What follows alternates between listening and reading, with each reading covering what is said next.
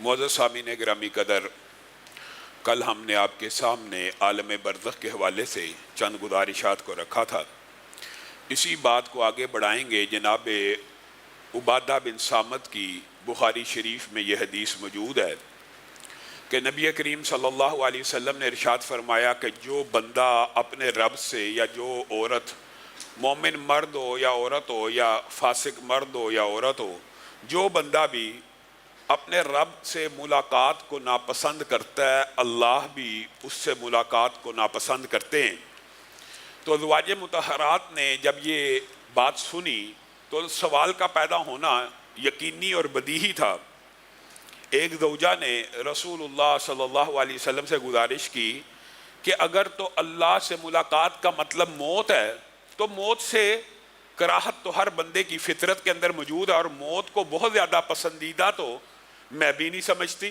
زوجہ رسول کہہ رہی ہیں تو رسول اللہ صلی اللہ علیہ وسلم نے کہا اس سے مراد یہ نہیں جو تم نے سمجھا، بلکہ اس سے مراد یہ ہے کہ جب موت کا لمحہ آ جاتا ہے اس وقت اچھے بندے کو اچھائی کی نویدیں اور خوشخبریاں جب سنا دی جاتی ہیں تو وہ بندہ ایک سیکنڈ کے لیے بھی پھر مزید دنیا میں نہیں رہنا چاہتا، وہ دوڑ کر بھاگ کر اللہ رب العزت سے ملاقات کرنا چاہتا ہے، تو اللہ بھی اس سے ملاقات کرنا چاہتا ہے۔ اور جو برا بندہ ہوتا ہے، فاسق فاجر ہوتا ہے، جس وقت موت کے وقت اس کو غم کی، افسوس کی، لعنت ملامت کی اطلاعات مل رہی ہوتی ہیں، پھر وہ جسم میں رہنے کے لیے بے قرار ہوتی ہے، روح نکلنا نہیں چاہتی اور اللہ سے ملاقات نہیں کرنا چاہتا، مکر جاتا ہے کہ میں برے کام نہیں تھا کرتا۔ قرآن کی آیت میں ہے کہ جس وقت برائی کے فرشتے آتے ہیں تو مکر جاتا ہے کہ میں برے کام نہیں تھا کرتا۔ تو جو بندہ اس وقت جسم سے اپنی روح کو جدا نہیں ہونے دینا چاہتا، اللہ بھی اس سے ملاقات کرنا نہیں چاہتا۔ معزز سامعین گرامی قدر، یہ دو ابواب ہیں۔ جیسے عالم برزخ اور عذاب قبر کے حوالے سے کل آپ کے سامنے تفصیل سے یہ بات رکھی تھی۔ ایک ہے بندہ مومن، اچھا بندہ، نیک آدمی، اس کے ساتھ کیا معاملہ ہوتا ہے؟ الذین تتوفاہم الملائکۃ طیبین یقولون سلام علیکم۔ جو نیک بندوں کی روحیں قبض کرنے کے لیے فرشتے آتے ہیں، آ کے کیا کہتے ہیں؟ سلام علیکم۔ ابتدائے کلام سلامتی سے، تمہارے اوپر سلامتی ہو۔ پہلی خوشخبری، انسان عالم برزخ کے اندر ابھی آنکھ کھلی ہے، خوشخبری پہلی کیا آ رہی ہے؟ فرشتے جو استقبال کے لیے آئے ہوئے ہیں کیا کہہ رہے ہیں؟ سلام علیکم، تمہارے اوپر سلامتی ہو ہماری طرف سے۔ اور بنیادی طور پر یہ پیغام فرشتے لے کے تو اللہ ہی کی طرف سے آئے ہوتے ہیں، اور پیغام کیا سناتے ہیں؟ ارجعی الی ربک راضیۃ مرضیہ فادخلی فی عبادی وادخلی جنتی۔ اللہ کی طرف سے بھی مغفرت کا، خوشخبری کا پیغام ہے۔ اللہ تم سے راضی ہے، تم رب سے راضی ہو جاؤ۔ اب یہ وہ وقت ہے، بنیادی طور پہ جو موت کی سختیاں، تکلیفیں آپ کے سامنے رکھی تھی، وہ ان لمحات سے پہلے پہلے ہیں۔ اور جو حدیثیں موت کی آسانی کی، روح کے جسم سے جدائی کی ہیں، وہ ان لمحات کے بارے میں ہیں کہ جس وقت فرشتے استقبال کرنے کے لیے آگے خوشخبریاں سنا دیں تو بندہ مومن کی روح اس کے جسم سے اس طرح نکلنے کے لیے بےتاب ہو جائے گی، اور اس تیزی سے، اس سرعت سے، اس جلدی سے اپنے رب کی بارگاہ میں پیش ہونا چاہے گی کہ رسول اللہ صلی اللہ علیہ وسلم نے کہا ایسے نکلے گی جیسے ایک مشکیزہ بھرا ہوا ہو، پانی کا بھرا ہوا مشکیزہ، اس کے آگے ایک بند بندہ ہوا ہے، اس کو کھول دو، اس پانی کو نکلنے میں کتنی کو تکلیف پیش آئے گی، کتنی کو دقت آئے گی۔ جس آسانی سے مشکیزے سے آخری قطرہ بھی پانی کا نکل جاتا ہے، آپ مشکیزہ کھولیے، ایسے کیجئے، پانی بغیر کسی رکاوٹ کے سارے کا سارا باہر نکل جائے گا۔ اس طرح روح جسم سے بے چین ہو کے اطمینان کے ساتھ جب باہر نکلے گی، سبحان اللہ، یہ دو مناظر ہیں۔ اللہ رب العزت ہمیں ان مناظر میں مبتلا کرے، اور اللہ تعالی ہمیں ان بندوں میں شامل کرے۔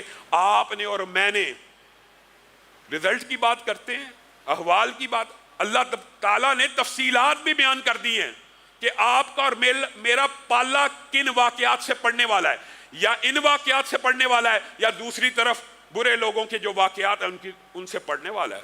وہ تفصیل بھی آپ کو رسول اللہ صلی اللہ علیہ وسلم نے کھل کے بیان کیا. برا بن عازب کی جو حدیث ہے وہ اس بارے میں مفصل ہے. حضرت ابو ہریرہ کی حدیث بھی ہے. یہ تین حدیثیں اگر ملا کے آپ کے سامنے رکھی جائے تو تینوں کا مفہوم میں ایک ہی حدیث کے تناظر میں بیان کروں گا. برا بن عازب نے کہا رسول اللہ صلی اللہ علیہ وسلم قبر کے اوپر بیٹھے ہوئے تھے, زار و کتار رو رہے تھے قبر کے اوپر بیٹھ کے, اور ہم سر جھکائے اس طرح بیٹھے تھے جیسے ہمارے سروں پہ کیا محاورہ پرندے بیٹھے ہوں.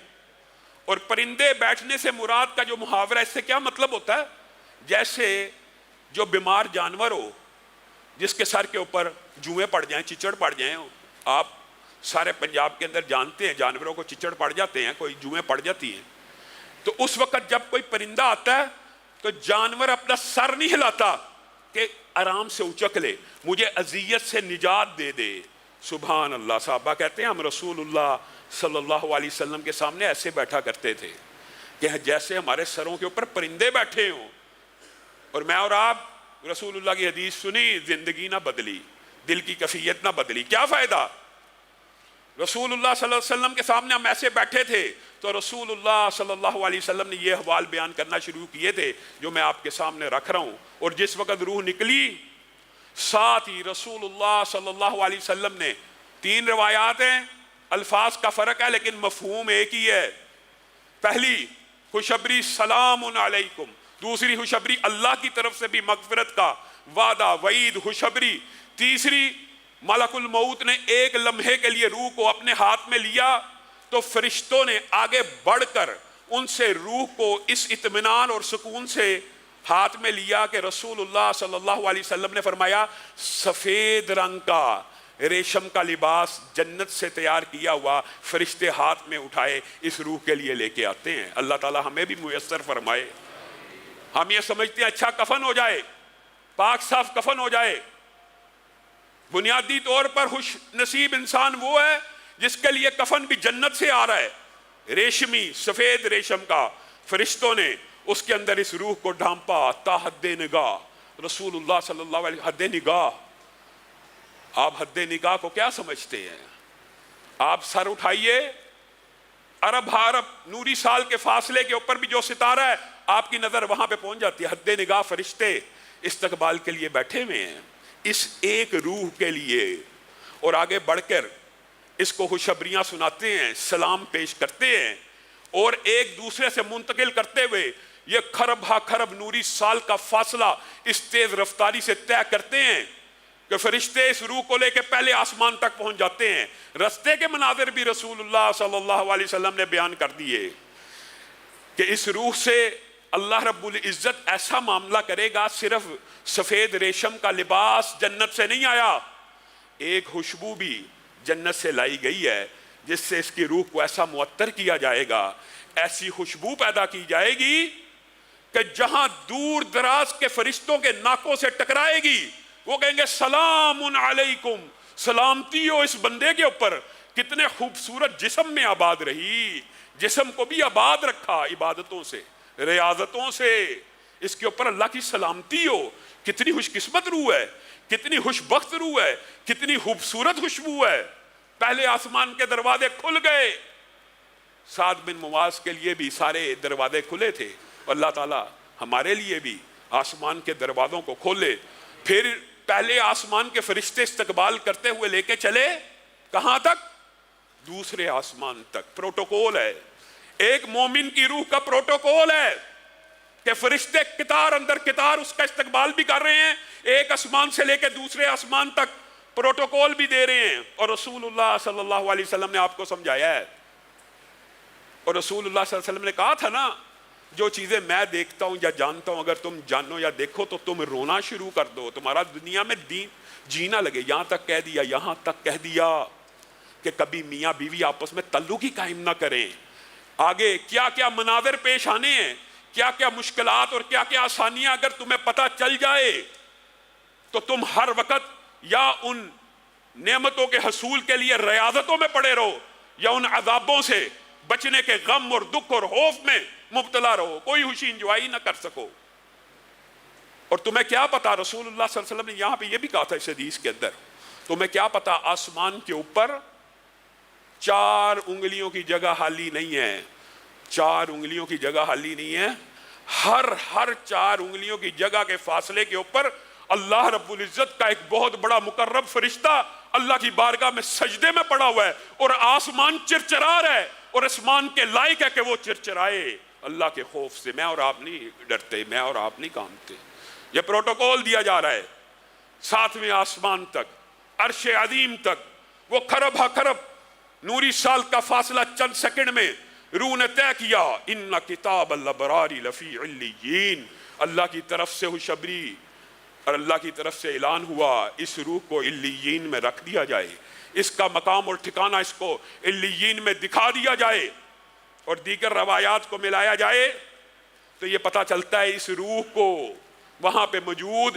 علیین میں پہلے سے موجود جو ارواح ہیں وہ پہچان جائیں گی، اور حدیث کے الفاظ کتنے خوبصورت ہیں کہ وہ اس کا ایسا استقبال کریں گی اور اتنی خوشی محسوس کریں گی جیسے تم کسی اپنے بھائی سے ایک عرصے کے بعد ملو تو جو خوشی محسوس کرتے ہو وہی وہ روحیں خوشی محسوس کریں گی، اور تیزی سے گفتگو کرنا شروع کر دیں گی، فلاں کیسا فلاں کیسا، کہیں گے صبر کرو صبر، دنیا کی تکلیفوں اور آزمائشوں سے آیا۔ اور شاید میرے دماغ میں کئی مرتبہ اس حدیث کو پڑھتے پڑھتے آتا ہے یہ جو اتنی تیز رفتار سفر ہے، وہ کہیں گے ذرا اس کو کچھ موقع تو دو سستانے کا، اس قدر تیز رفتار جو سفر ہوگا۔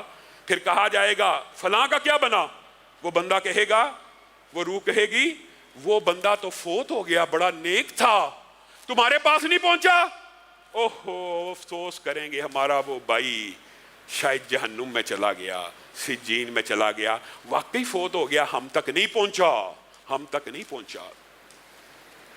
پھر جب علیین میں درج کیا جائے گا دوبارہ برزخ کی ہی زندگی کے اندر، یہ عجیب مغالطہ جی، یہ جی حدیث میں آیا جی دوبارہ روح کو جسم میں ڈالا جائے گا، جی دنیاوی زندگی، یہ سارے معاملات برزخی کے اندر ہے جو پہلے آپ کے سامنے بات رکھی ہے۔ کیا کیسے دوبارہ دنیا میں بھیجا جائے گا، وہاں سے روح کو آپ جنازے کو تیار کر رہے ہوں گے، حدیث کے الفاظ ہیں، اور یہ زندگی برزخ کی کیوں ہے، دنیا کی کیوں نہیں ہے، حدیثیں اتنی واضح ہیں، یہ بھی بخاری شریف کی حدیث ہے کہ جس وقت آپ چارپائی کو اٹھا لیتے ہیں، چارپائی کو اٹھا لیا آپ نے، میں نے، سب نے دیکھا ہوا منظر، جس وقت، اور یہ ہمارا یقین ایمان عقیدے کا مسئلہ ہے، ہمیں اس حدیث کے اوپر یقین ہے، انکار حدیث والوں کو نہ ہو، برزخ کی زندگی کا انکار کرنے والوں کو نہ ہو، عذاب قبر کے منکروں کو نہ ہو۔ رسول اللہ صلی اللہ علیہ وسلم نے کہا جس وقت تم چارپائی کو اٹھاتے ہو جو بندہ نیک ہوتا ہے وہ کیا کہہ رہا ہوتا ہے، قدمونی قدمونی۔ آپ بتائیے آپ میں سے آج تک کسی نے یہ الفاظ سنے ہیں؟ یہ جو ایک صوفیوں کا فلسفہ عجیب ہے، ایک نے کلی انکار کر دیا عذاب قبر اور برزخ کا، اور ایک نے کلی طور پہ برزخ کو دنیا سے بھی آگے پہنچا دیا۔ یہ واپس آ جاتے ہیں جی دنیا میں ہی ہوتے ہیں، دنیاوی زندگی گزار رہے ہوتے ہیں۔ اس کے دلائل آپ کے سامنے پہلے بھی رکھ چکا، اگر دنیاوی زندگی میں ہو تو شہید کی جو بیوہ ہے وہ شادی نہ کرے۔ یہاں پہ جب وہ دنیا میں آیا ہے وہ قدمونی کہہ رہا ہے، آپ اور میں سن رہے ہیں، اس کا مطلب کیا ہے، وہ برزخ ہی میں رہا ہے، لیکن اللہ کی قسم ہمارا ایمان اور عقیدہ وہ کہہ رہا ہے قدمونی، تیز چلو، جلدی کرو، مجھے میرے ٹھکانے تک پہنچا دو، جلدی کرو۔ اور اگر خدا نہ خواستہ برا ہوگا تو کیا کہے گا، یا ویلہا، او کتھے لے چلے ہو، ایگزیکٹ ترجمہ یہ، کدھر لے کے جا رہے ہو، او رک جاؤ، ہو ذرا صبر کرو، او رک جاؤ۔ یہ وہ لمحات ہیں کہ نیک آدمی کو وہاں سے بھی خوشخبریاں مل رہی ہیں اور یہاں سے بھی خوشخبریاں مل رہی ہیں، اور یہی وہ لمحہ ہوتا ہے جس کے بارے میں رسول اللہ صلی اللہ علیہ وسلم نے کہا اچھا ہو یا برا ہو، میت کی 3 چیزیں پیروی کر رہی ہوتی ہیں، پیچھے چل رہی ہوتی ہے۔ ایک اس کے وارث اس کے ساتھ چل رہے ہیں، اعزاء و اقارب رشتہ دار، ایک اس کا مال و متاع، گاڑی ہے، سکوٹر ہے، سائیکل ہے، جتنی حسب استطاعت سواریاں وہ بھی پیچھے پیچھے چل رہی ہیں، ایک اس کے اعمال چل رہے ہیں۔ 2 چیزیں واپس آ جائیں گی اور قبر میں ہمیشہ اعمال ساتھ رہیں گے، اور اللہ معاف کرے دوسری طرف خدا نہ خواستہ اللہ تعالی ہم سب کو محفوظ رکھے، اگر بندہ برا ہے، کیا رسول اللہ صلی اللہ علیہ وسلم نے اس کا نہیں بتایا؟ اسی برا بن عازب کی حدیث میں اس کا بھی تفصیلی ذکر موجود ہے، جس کی چند باتیں عالم برزخ اور عذاب قبر کے دلائل کے حوالے سے آپ کے سامنے رکھ چکا ہوں۔ کہ جس وقت موت کا لمحہ فاسق فاجر کا آ گیا، یہاں پہ سلامتی بھیجی جا رہی تھی اور یہاں پہ لعنتیں اور ملامتیں بھیجی جا رہے ہوں گے. نکل، الیوم تجزون عذاب الہون، آج کے دن تجھے شدید عذاب دیا جائے گا. یضربون وجوہہم وادبارہم، چہروں پہ تھپڑ لگانے شروع کر دیے جائیں گے، پشتوں کے اوپر تھپڑ لگانے شروع کر دیے جائیں گے. یہ وہ لمحہ ہے کہ جس وقت برے سے برا آدمی کہے گا رکو میں نہیں برائی کرتا، اب برائی نہ کرنے کے وعدے کا کوئی فائدہ نہیں. رکو میں برا نہیں تھا، ٹھہر جاؤ، صبر کر لو، کوئی مہلت دے دو، کچھ منٹ دے دو. نہیں، اب اللہ تعالیٰ نے جو وقت مقرر کیا وہ آ گیا. نکل، جسم سے نکل. یہ وہ حدیث کا دوسرا ٹکڑا ہے کہ جو آپ کے سامنے پیش کیا جاتا. موت کی سختیاں اچھے برے پہ، موت کی تکلیف یا بیماری کی وہ تو شدت آنی ہے، اللہ تعالیٰ اس سے بھی محفوظ رکھے. بعض لوگوں پہ ایسا انعام ہو سکتا ہے اور وہ تکلیف حسب استطاعت ایمان ہے، جتنا ایمان ہے اتنی زیادہ تکلیف آئے گی. لیکن یہ وہ لمحہ ہے، یہاں پہ رسول اللہ صلی اللہ علیہ وسلم نے دو باتوں کو بیان کیا اور بڑی ڈرنے والی باتیں ہیں. یہ روح اس جسم کو چھوڑنا ہی نہیں چاہے گی، پوری کوشش کرے گی کہ اب میں اس جسم کو نہ چھوڑوں. حدیث کے الفاظ ہیں جس طرح ایک لوہے کی سی ہو، اس کے دندے نکلے ہوں، اس کو کسی نرم و ملائم اون کے اندر، گیلی اون کے اندر ڈال دیا جائے اور کھینچا جائے تو اس اون کا جو حشر ہوگا اس روح کو اس جسم سے نکالتے ہوئے یہی حشر ہوگا. اور دوسری مثال کیا دی؟ میرے بھائیو، اللہ کی قسم یہ عقیدے کے مسئلے ہیں، یا وہ معاملہ ہونا یا یہ معاملہ ہونا. اللہ تعالیٰ ہمیں اس معاملے کا شکار کرے. ایک معاملہ ہونا ہے، یقینی ہے، بدیہی ہے، لازمی ہے. دوسری بات کیا؟ بات کسی کو اگر سمجھ نہیں آئی تو ایک خاردار کانٹوں سے بڑی ہوئی جھاڑی ہو، اس کے اوپر کسی نرم و نازک ریشمی دوپٹے کو پھینک کے دیکھو اور پھر اس دوپٹے کو کھینچو، دوپٹے کی کوئی دھجی باقی رہے گی؟ جس طرح وہ چر جائے گا، اس طرح روح اور جسم کو جب جدا کیا جائے گا اتنی تکلیف روح اور جسم برداشت کرے گا. اور کیا ختم ہو جائے گی تکلیف؟ جہنم سے ٹاٹ کا بنا ہوا کفن لایا جائے گا، بدبوئیں وہاں سے لائی جائیں گی. رستے میں جو فرشتے اس بدبو کو سونگ رہے ہیں، کتنا بدبخت آدمی تھا. لعنت ملامت کے الفاظ بھی حدیث صحیح میں موجود ہے، لعنتیں بھیجیں گے. بدبخت آدمی اس رب کی نہیں مانی جس نے پیدا کیا، جس نے بنایا، جس سے وعدہ کر کے دنیا میں آیا، جس نے بچپن سے جوانی دی، ہر صلاحیت، ہر نعمت دی، اس کی نافرمانی کر کے آیا. کتنا ظالم ہے، کتنا خبیث ہے، کتنا ذلیل ہے. مفہوم یہ ہے.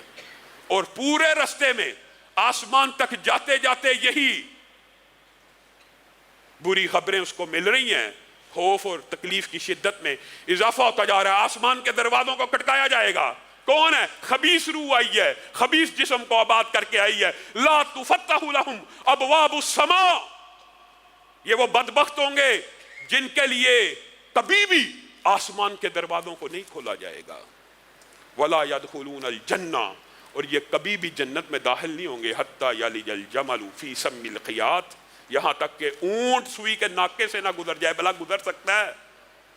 ان کے لیے آسمان کا دروازہ نہیں کھولا جائے گا. لا مرحبا بکم، وہاں پہ مرحبا، کتنی عمدہ روح ہے، اہلن و سہلن کی صدائیں ہیں، عرش تک لے کے چلے ہیں. یہاں پہلے آسمان کے دروازے نہیں کھل رہے. فکأنما خر من السماء، اتنی تیز رفتاری سے زمین پہ دے مارا جائے گا جیسے ہوا تیز رفتاری سے یا پرندہ تیز رفتاری سے غوطہ کھاتا ہے. ان کتاب الابرار لفی، ان کتاب الفجار لفی سجین. اس کو قید خانے میں ڈالا جائے گا. کس قید خانے میں؟ اللہ کا تیار کیا قید خانہ، کسی انسان کا تیار کردہ جیل خانہ نہیں ہے. اس بدبخت کو سجین میں رقم کر دیا جائے گا. پھر اس کی روح کو بھی دوبارہ برزخی کی زندگی میں نظارہ دیدہ عبرت کے لیے بھیجا جائے گا. تو یہ کیا کہہ رہا ہوگا؟ ہائے مجھے کہاں لے کے جاتے ہو، ہائے مجھے کہاں لے کے جاتے ہو. رک جاؤ، ٹھہر جاؤ. اور بعض چیزیں نیک و بد کے لیے برابر ہیں. اگر میت یہ احساس راحت کا رکھتی ہے یا عذاب کا رکھتی ہے، مرنے والا برزخ کے اندر، یہ بھی ہمارے عقیدے کا حصہ ہے. برزخ کے اندر مسرت کے احساسات ہیں، رحمت کے، اثرات محسوس کرتا ہے مردہ، اسی طرح عذاب کی شدت کو بھی محسوس کرتا ہے، اسی طرح جو کچھ اللہ رب العزت کہلوانا چاہتا کہتا ہے۔ منکرین حدیث آپ کے سامنے رکھ چکا کہ وہ جب کسی حدیث کا انکار کرتے ہیں وہ حقیقت میں قرآن کی آیت کا بھی انکار کرتے ہیں۔ جب ہم یہ کہتے ہیں نا کہ میت چارپائی کے اوپر یہ کہہ رہی ہوتی ہے قدمونی، جی یا دیکھو جی کہہ رہے ہیں مردہ بول دے، اب یہ بنیادی طور پہ وہ اپنی طرف سے حدیث کا انکار کر رہے ہوتے ہیں، لیکن قرآن پاک کی آیت میں مردے کا کلام موجود نہیں ہے۔ یا لیت قومی یعلمون، یہ کون کہہ رہا ہے؟ ایک مردہ کہہ رہا ہے کہ اے کاش میری قوم جان جائے بما غفر علی ربی، جو میرے رب نے میری مغفرت کی ہے۔ جو منکر حدیث ہوتا ہے وہ منکر قرآن بھی ہوتا ہے۔ وہاں پہ جو کلام ہے شہید یاسین کا وہ میت کا نہیں ہے، عام فہم بات ہے۔ اور پھر جب میت کو قبر میں ڈال دیا جاتا ہے، یہ بھی صحیح حدیث سے ثابت ہے۔ اس کے پہ انکار حدیث کرنے والوں نے بڑی لمبی چوڑی فضول بحث کل آپ کے سامنے اسی لیے رکھا تھا کہ اس انکار کا فائدہ کیا ہے۔ قرآن کی آیتوں کے اندر بھی یہ ساری باتیں موجود ہیں، ان سے ملتی جلتی آیت موجود ہے۔ کوئی ایک بات ایسی ہو جو قرآن کے اندر موجود نہ ہو اس سے ملتی جلتی، اور جس وقت ان کو قبروں میں ڈال دیا جاتا ہے یہ نیک و بد کے لیے برابر ہے۔ وہ اس وقت قدموں کی چاپ کو سنتے ہیں، جوتوں کی آہٹ کو سنتے ہیں۔ کن لوگوں کی؟ اپنے رشتہ داروں کی، یا جو قبر میں دفن کرنے کے لیے آئے ہیں ان کی آوازوں کو سنتے ہیں۔ امی عائشہ بیان کرتی ہیں یہ وہ گھاٹی ہے، یہ وہ تنہائی کا لمحہ ہے کہ ایک یہودی عورت جب آئی تھی نا، اس نے آ کے کہا تھا کہ عذاب قبر سے پناہ مانگا کرو۔ میں ڈر گئی اور میں نے اللہ کے رسول سے پوچھا کہ قبر میں عذاب ہوتا ہے؟ تو رسول اللہ صلی اللہ علیہ وسلم نے کہا تھا ہاں قبر میں عذاب ہوتا ہے۔ اور اس کے بعد میں نے غور کیا، رسول اللہ نے اپنی زندگی میں ایک نماز ایسی نہیں پڑھی جس میں عذاب قبر سے پناہ کی دعا نہ کی ہو۔ کس نے؟ نبی نے، رسول نے۔ میں اور آپ کس بات کی مولی ہیں؟ رسول اللہ صلی اللہ علیہ وسلم نے کہا نہیں تھا ان قبر والوں کو دو ہلکی سی باتوں پہ بھی عذاب ہو رہا ہے، ایک چگلی کیا کرتا ہے ایک پیشاب کے چھینٹوں سے نہیں بچتا۔ رسول اللہ صلی اللہ علیہ وسلم نے کہا نہیں ایک آواز سنی مغرب کے وقت کے قریب، کیا کہا تھا رسول اللہ صلی اللہ علیہ وسلم نے؟ یہودیوں کو ان کی قبر کے اندر عذاب ہو رہا ہے۔ اور رسول اللہ صلی اللہ علیہ وسلم کی یہ جو بخاری شریف کی حدیث ہے قدیمونی والی کہ میت یہ بات کہتی ہے، رسول اللہ صلی اللہ علیہ وسلم نے کہا اللہ کی قسم اس آواز کو دنیا کی ہر مخلوق سنتی ہے سوائے انسانوں اور جنوں کو، اور انسانوں اور جنوں کو نہ سنانے کی حکمت ہے، یہ بھی رسول اللہ نے بیان کی ہے۔ میرا دل چاہتا ہے میں اللہ سے دعا کر کے تمہیں عذاب قبر میں سے بعض چیزوں کو سنوا دوں، لیکن پھر میں سوچتا ہوں تم اپنے مردے دفنانا چھوڑ دو گے، تم اللہ کے خوف سے اپنے مردے دفنانا چھوڑ دو گے، لیکن اللہ تعالیٰ نے آپ کو اور مجھے سمجھانے کے لیے پھر بھی ڈیٹیلز بیان کر دی ہیں۔ یہ جو سنانے کی دعا ہے کہ میں چاہتا ہوں، میرا دل چاہتا ہے اور میں نہیں سناتا، اس کے حوال تو آپ کو بتا دیے ہیں۔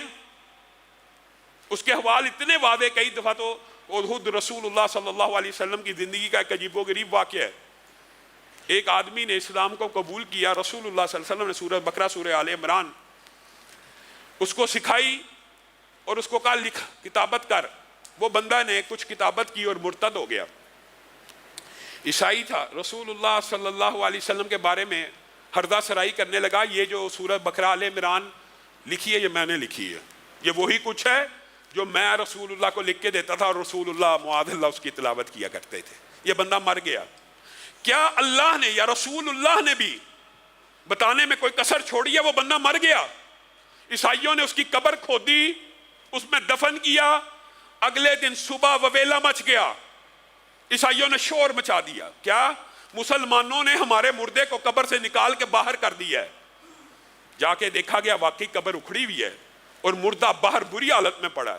یہ مسلمانوں کا کام ہے۔ مسلمانوں نے کہا ہم نے نہیں کیا، ہم نے نہیں کیا، اللہ کا عذاب لگتا ہے قبر کا۔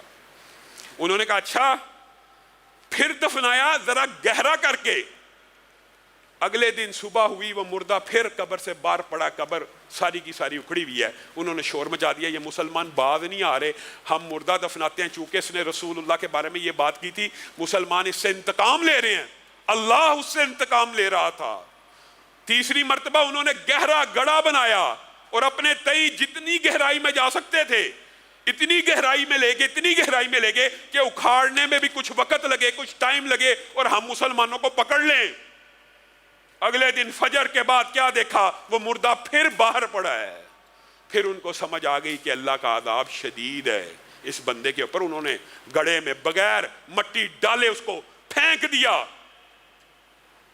عذاب قبر میں سے رسول اللہ سنانا چاہتے ہیں تو سنا کے بھی گئے ہیں۔ انشاءاللہ ان بعض احوال کا ذکر آئندہ آنے والے درس میں کریں گے۔ سبحان ربک رب العزت عما یصفون وسلام علی المرسلین۔